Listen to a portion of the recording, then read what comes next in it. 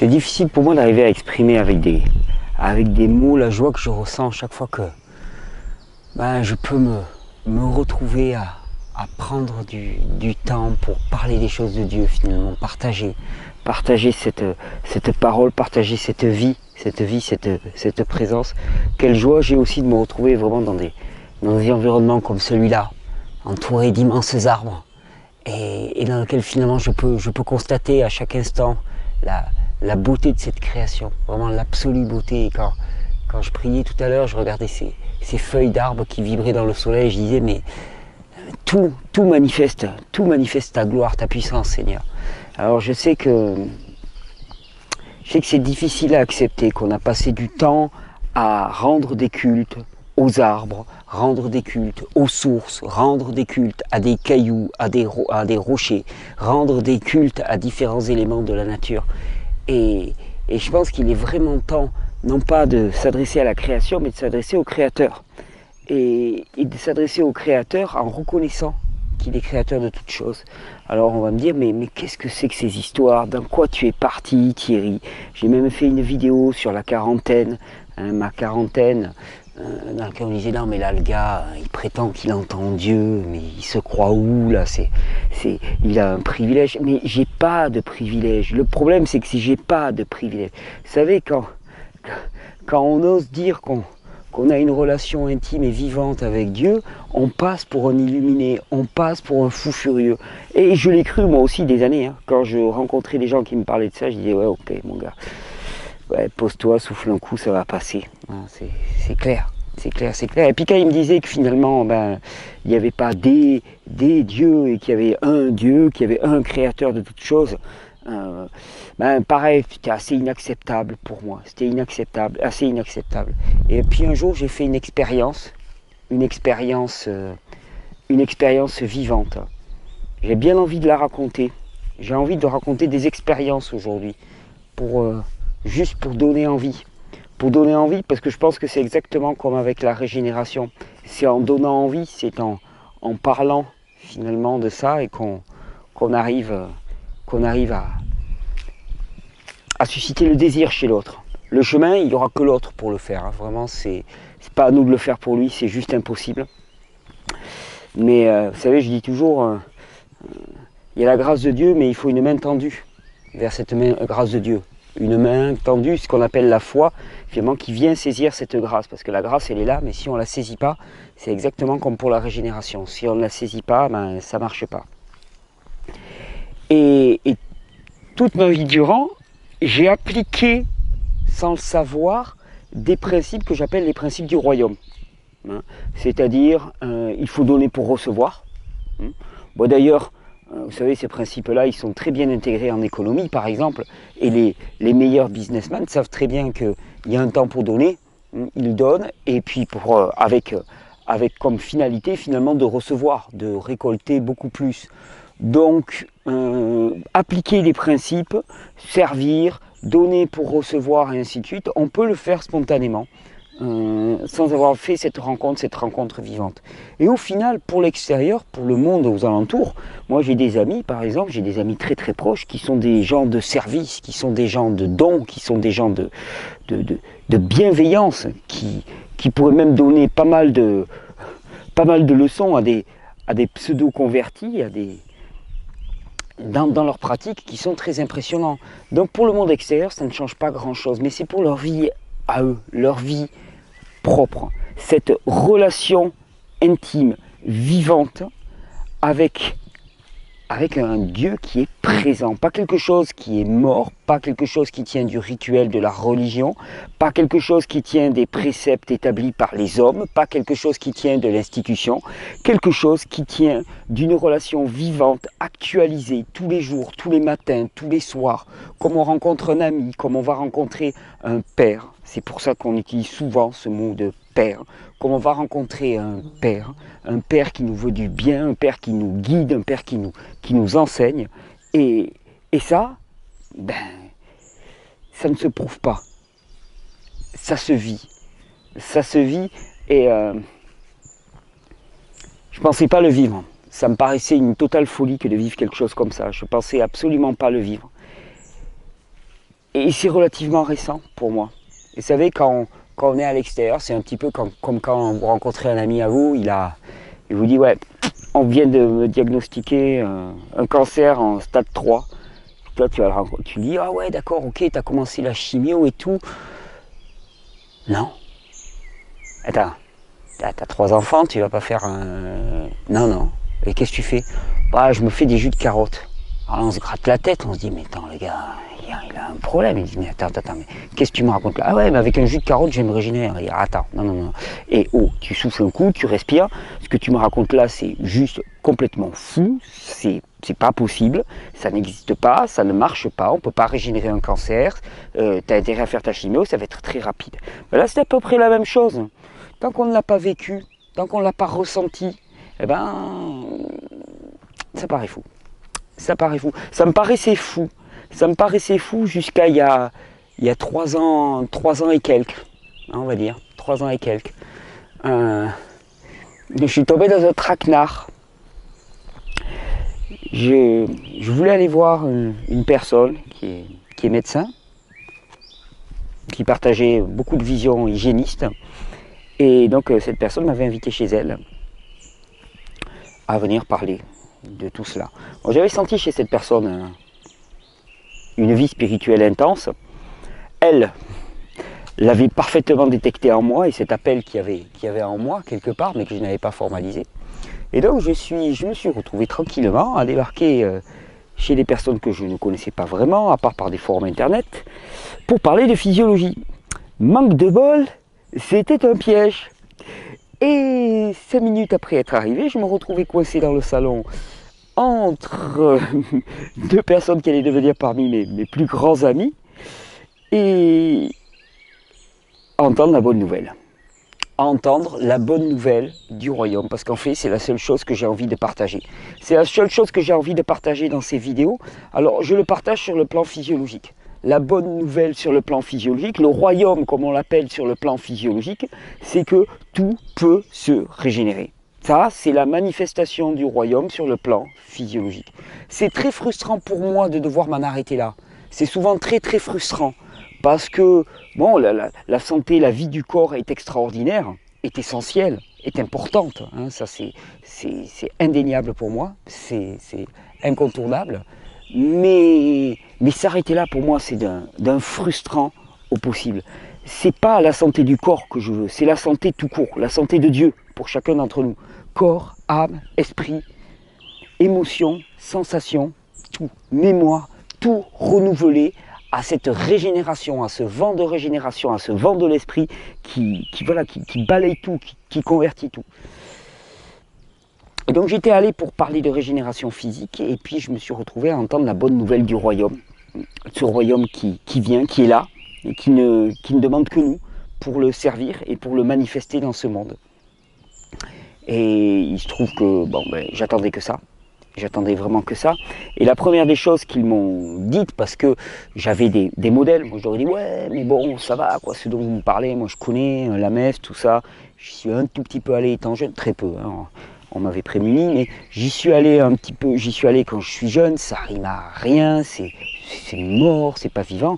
Le premier truc qu'ils m'ont dit, écoute, il est écrit dans la parole, n'allez pas chercher parmi les morts celui qui est vivant.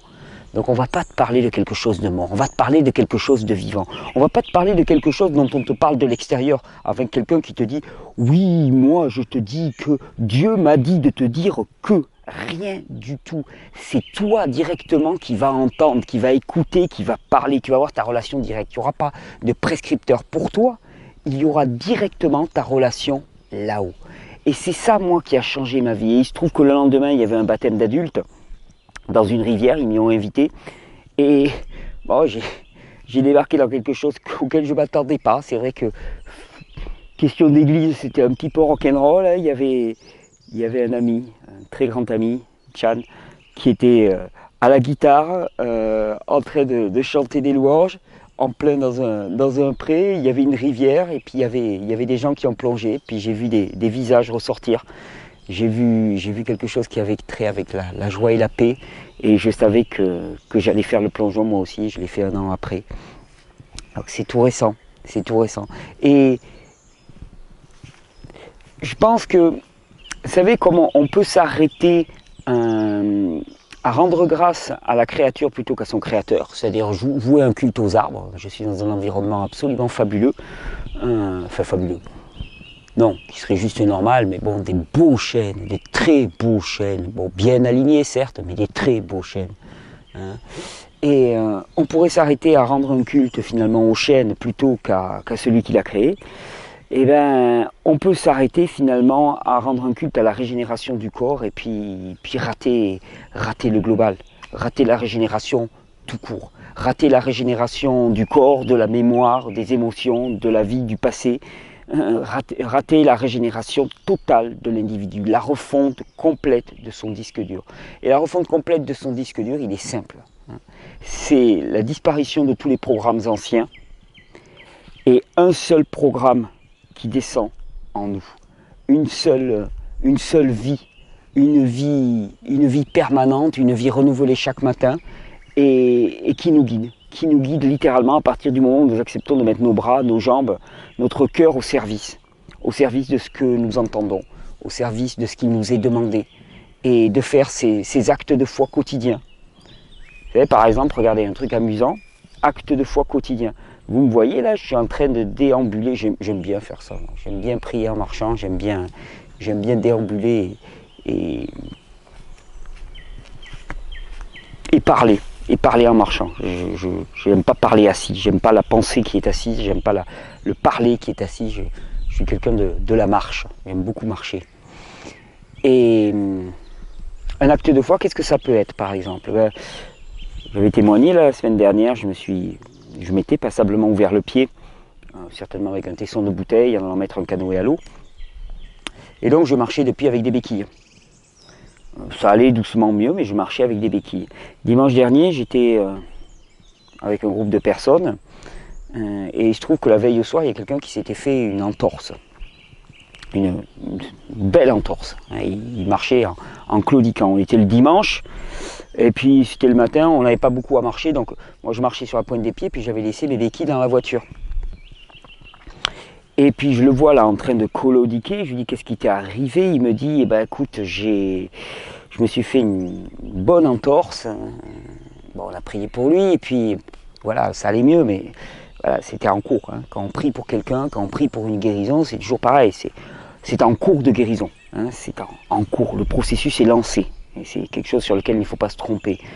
Et donc je le regarde comme ça, et puis moi franchement je partais pour une semaine là, un petit peu ouvert au calme, un peu loin de tout. Donc mes béquilles, j'en avais vraiment besoin pour me déplacer, puis c'est pas le genre d'endroit là où je suis actuellement, où on trouve des béquilles à tous les coins de rue. Je l'ai regardé, et dans ma tête j'ai entendu juste une petite chose, enfin dans ma tête, dans mon cœur, dans mon corps, on s'en fout. On dit toujours dans ma tête, dans mon cœur, tout ça c'est de représentation intellectuelle. J'ai entendu, donne-lui tes béquilles. Alors c'est d'abord sur le coup j'ai dit ouais, alors ce genre d'idée là, merci, parce que moi mes béquilles j'en ai besoin. J'ai pas envie de faire des bornes demain pour aller me chercher des béquilles sous prétexte que j'aurais donné mes béquilles à quelqu'un. Tes béquilles, donne-les. Alors ça c'est embêtant. C'est que quand on a une relation avec quelqu'un, que ce quelqu'un quand même on lui reconnaît une certaine forme de supériorité et qui nous donne un conseil, on est censé l'écouter. Alors je l'ai fait, et c'est ce qu'on appelle un acte de foi. Je l'ai fait, j'ai donné mes béquilles. J'ai donné mes béquilles, quelques minutes après, je me retrouvais déjà à marcher doucement. Hier, un jour après, je posais quasiment le pied. Ce matin, pour la première fois, j'ai posé totalement le pied au sol. Les béquilles, c'est même pas la peine d'en parler, j'en ai aucun besoin. Ça, c'est un acte de foi. Ça, c'est une vie qui est présente en nous. Des histoires comme ça, il y en a des milliers. On pourrait en partager des milliers. Pour ça que le témoignage est intéressant, mais le témoignage, ça doit être juste une incitation, ça doit juste ouvrir l'appétit. Ouvrir l'appétit et donner envie de vivre autre chose. Donner envie de vivre quelque chose dans lequel l'homme n'est pas au centre, dans lequel on n'est pas seul à lutter, on n'est pas seul à mener le combat, le grand combat de la foi, le combat spirituel. Parce que vous savez, c'est pas contre la chair et contre les personnes que l'on doit se battre, et c'est ce dans quoi on s'est perdu. On s'est perdu dans notre civilisation, c'est-à-dire qu'on combat des individus alors que c'est un esprit. Hein, c'est un esprit qu'on a comme adversaire. C'est l'esprit du mal, de la peur, de la séparation, de la division. Et cet esprit-là, eh bien, il s'empare de certains individus, de certaines personnes, il s'empare de vous et de moi à certains moments. Et on est tous mus simplement par deux esprits.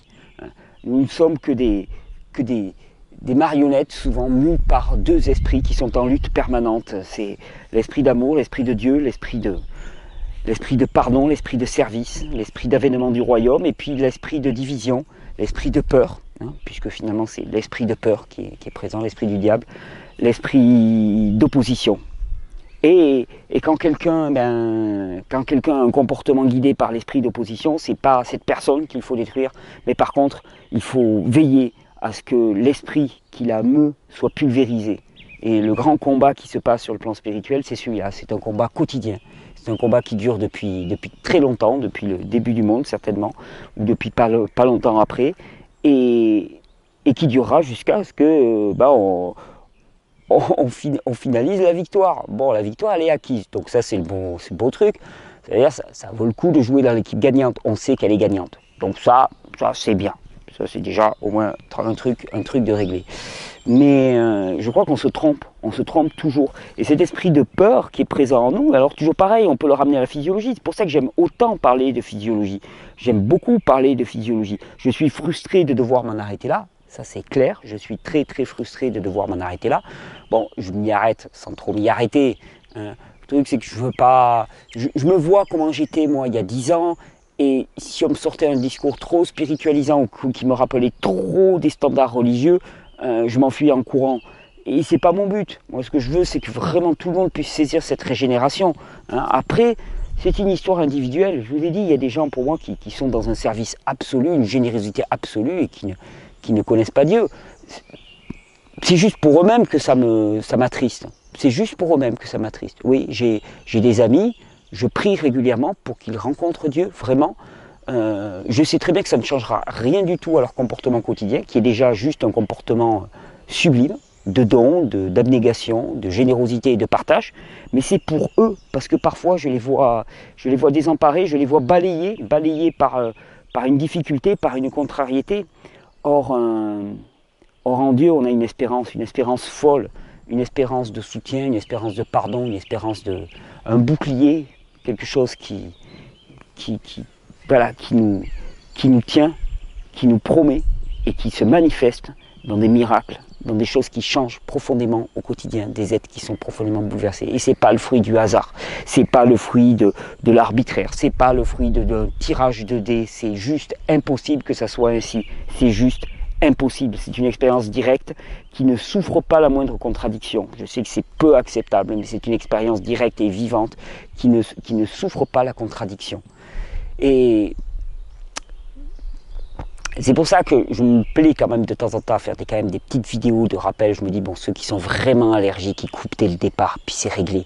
On n'en parle plus, c'est réglé.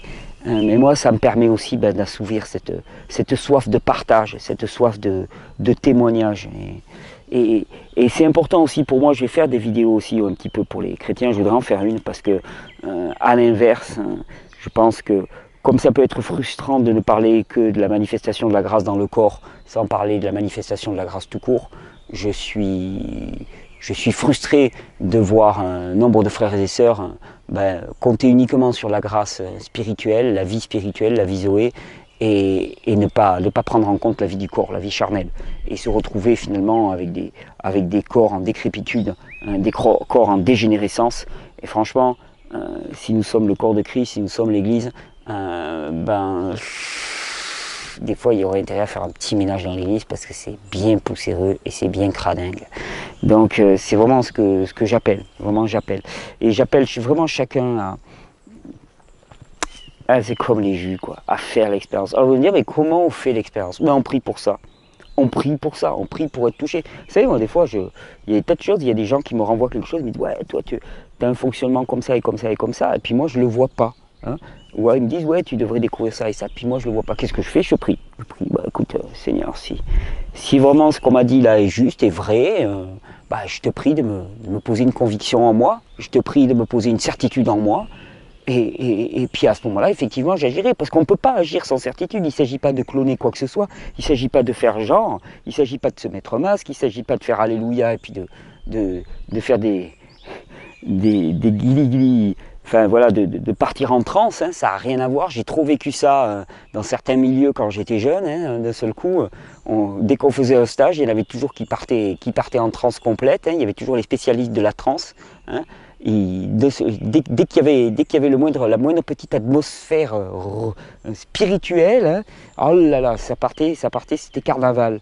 Non, il ne s'agit pas de ça, il s'agit d'une vie puissante, puissante et forte, une certitude, une puissance. C'est pas autre chose que ça. Hein, il est dit dans la parole, il ne nous a pas donné un esprit de timidité, mais un esprit de courage et de hardiesse. C'est cette puissance, cette courage, cette hardiesse qui fait que, eh bien, on commence à devenir inébranlable face aux assauts du monde. On commence à être inébranlable parce qu'on a cette certitude et cette sécurité, cette évidence qui est des fois inacceptable aux yeux du monde. Hein. Inacceptable, pourquoi? Parce qu'on a perdu ce lien. Donc, on est malmené, on est chahuté, on est ballotté entre les avis de un tel, les avis de un tel, les avis de un tel, les avis de un tel. Et quand on rencontre quelqu'un qui te dit non mais la vérité c'est ça, et il n'y en a qu'une, il n'y en a pas 36 de vérité, il n'y en a qu'une. Parce que sinon c'est pas la vérité, il n'y a pas la vérité du jeu, non. Il y a la vérité, il n'y en a qu'une, il y a la vérité physiologique, la vérité spirituelle, et il n'y en a qu'une. Ça c'est juste insupportable tant qu'on ne l'a pas vécu. C'est juste complètement insupportable parce qu'on se remet en cause, on se dit ouais mais alors si lui il a la vérité, l'autre c'est pas lui il a la vérité, c'est il a rencontré la vérité. La vérité c'est pas une idée intellectuelle, c'est quelque chose de vivant, c'est quelqu'un de vivant. Il est dit je suis la vérité, le chemin et la vie, hein. Il n'est pas dit je suis une vérité, un chemin et une vie, je suis la vérité. Mais la vérité, c'est une personne vivante, c'est quelqu'un qu'on peut croiser, rencontrer, avec qui on peut discuter, avec qui on peut parler. Et je ne suis pas fou, je suis juste heureux et en joie. Heureux et en joie d'avoir trouvé cette force bouclier qui nous relève la tête sans cesse, qui fait que on ne tremble pas au moindre chaos, on ne tremble pas à la moindre adversité de ce monde et de la vie, et qu'au contraire, on part au combat avec une joie, mais pas un combat contre la chair et le sang, hein, pas un combat, un coup d'arme, pas un combat à coup de poing, pas un combat fait d'excitation et de débordement physique, mais qu'au contraire, dès qu'il y a une adversité, au lieu de s'exciter dans tous les sens, de partir en pleurs ou en cris, on s'assoit, et avec joie, avec fermeté, avec courage, hein, on se dit mais sérieusement, Seigneur, je te remets tout. Mon Dieu, je te remets tout. Et je sais que tu peux me protéger de toutes choses et que tu me guideras. Je sais que tu me guideras. Et quand on ne sait pas, on fait pareil. Et notre pied retombe exactement au même endroit, au bon endroit. Vous savez, quand on parle d'un pas de foi, souvent on se demande, mais quel est notre part là? Est-ce qu'on est complètement des marionnettes? Est-ce qu'on est nus? Non, on a notre part, on a le libre arbitre. Mais quand on est dans une situation statique, par exemple, et on désire voir les choses changer, on sent au fond de nous qu'il y a les choses qui changent. Eh bien, la différence que ça a changé à moi, c'est qu'avant, je prenais mon pied puis je marchais là. Maintenant, je dis ok, je lève le pied bien haut, je fais retomber et je ne sais pas où il va retomber. Je me laisse tomber en avant. Et c'est dans cette chute que je suis guidé. C'est dans cette chute que je suis aimé et c'est dans cette chute que je suis prémuni et que je suis dirigé vers ce qui est bon pour moi. Il y a toujours dans toutes les situations énormément de portes de sortie que nous n'avons pas envisagées. Il y a toujours, on bloque, on ne voit que les difficultés, que l'adversité, alors qu'en fait les solutions, elles sont déjà là, elles nous ont déjà été offertes. Et c'est toujours pareil, il ne reste qu'à les saisir. Les saisir dans la prière, dans la contemplation, les saisir dans l'adoration, les saisir dans le silence, les saisir dans cette présence. Et c'est vraiment toute mon aspiration. C'est ce que je veux partager. Je veux le partager parce que je connais quelque chose de bon, de très bon. Je connais quelque chose de très bon en termes de régénération physique. J'ai du plaisir à le partager. C'est normal. Enfin, c'est normal. Je pense que c'est normal. En tout cas, je pense que je fonctionne comme tout le monde. Je trouvais ça. Et quand je reçois des mails de gens qui me disent « Ouah, j'avais mal ci, il y a 6 mois. Et maintenant, tout va bien, j'ai la patate. Mon gamin qui allait mal, qui mouchait, qui avait de l'acné, sa vie, elle est devenue 10 fois plus facile et tout. Waouh, waouh, ben, je suis content. Moi, ça me fait plaisir. Ça me fait vraiment plaisir. Mais souvent aussi, je me dis « Mais t'arrêtes pas là, mon frère. T'arrêtes pas là. T'arrêtes pas là. Va goûter encore autre chose. T'arrêtes pas là. T'arrêtes pas là. » Je ne pourrais pas m'empêcher de partager. Ça reviendra régulièrement. Je ne pourrais pas m'empêcher de partager. Parce qu'il y a des gens qui ont prié pour moi. Il y a des gens qui m'ont fait du rentre-dedans. Jusqu'à ce que je cède. Jusqu'à ce que je m'ouvre. Jusqu'à ce que je mette le genou à terre. Et que je rende grâce. Jusqu'à ce que je m'humilie au sens propre du terme. Que j'arrête de faire de moi ma propre finalité. Que j'arrête de faire de ce corps ma propre finalité, ma propre puissance. Que j'arrête de dépendre de la vie d'autres hommes, de la vie extérieure, ou de mon propre avis, de mon propre intellect, chahuté par le gluten et les produits laitiers, et que je commence à écouter quelque chose de bien plus grand que moi, et que je commence à obéir. Alors je ne lâcherai pas le morceau. J'ai découvert une vie vivante en moi, et ça, j'aurai toujours à cœur de le partager.